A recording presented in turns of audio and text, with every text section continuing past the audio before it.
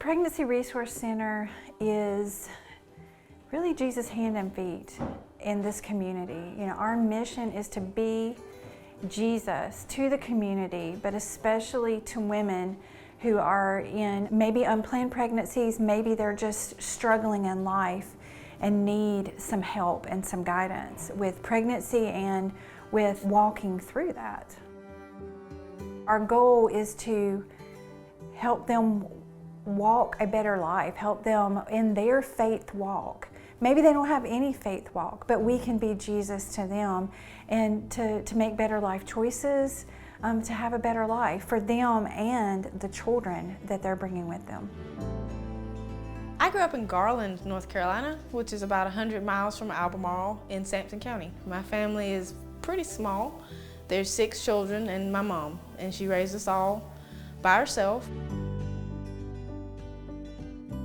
So my brother served in the military for 3 years. He served overseas in Kuwait. In the coming home, adjusting of getting back into life, adjusting to being a new parent, he was 22 years old.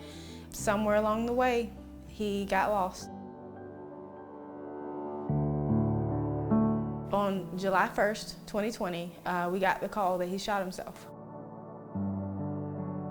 To lose Christian, he was the sane one, the balanced one, the one that would always be there when you had something going on.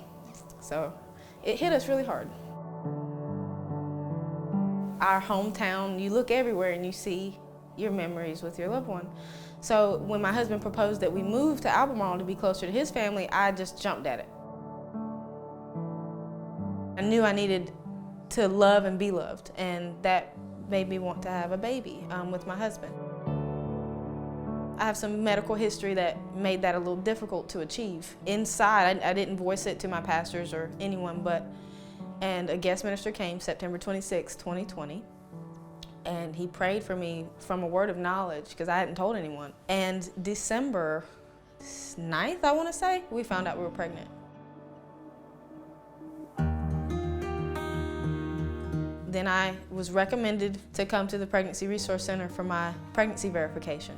And I met Miss Jennifer, and I met all the wonderful people here, and I've been a client here ever since. Having people that were so knowledgeable in both the science of pregnancy and life and the faith side of it, I didn't understand the miracle that happened then, but they helped me to realize that God was with me. Even if I didn't know what I was doing, God knew what He was doing. When Anna was born, she was born unresponsive. She didn't have a heartbeat, nor was she breathing. It took them 8 minutes to intubate her. So she was without oxygen for 8 minutes. That moment of not hearing her cry, knowing that she's out, but she's not here. They were very hesitant to tell me anything about her, given the circumstances. She was pretty much immediately airlifted to Levine's. I got to see her for about 4 minutes before they put her on the helicopter. It broke my heart, but at the same time, I was so overjoyed to be able to look at her in that connection, because our heartbeats were always next to each other. When she was inside my tummy, I could feel that connection again, and it gave me hope because she's alive. And it just fueled that fire of He is good and His mercy endureth forever. She spent 36 days in Levine's, and she knocked down every milestone they set in front of her. And since coming home, her heart is perfect, her brain is perfect, her fine motor and gross motor skills are advanced. And her doctors cannot come up with why she's so healthy.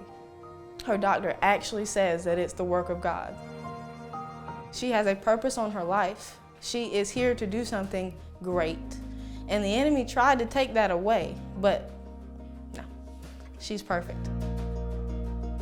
She really is a miracle baby. God has done a huge work in her, and just smiley and captures everybody that she comes in contact with, so it's really special. It definitely gives me a different perspective, because I had seen Sydney at church and growing and everything, and then I come and see this side and I see all of the times that she gets to spend with Jennifer and all the support that she's had with Jennifer. Seeing her at church, seeing her choosing to walk in that joy and choosing to believe for her daughter was really a cool situation that I probably wouldn't have seen in other areas. When she came home, the Pregnancy Resource Center was right there with me. And they were there the whole time through her stay in Levine's, praying with me, uplifting me, encouraging me. They were in so many ways the soft place to fall when I had a question.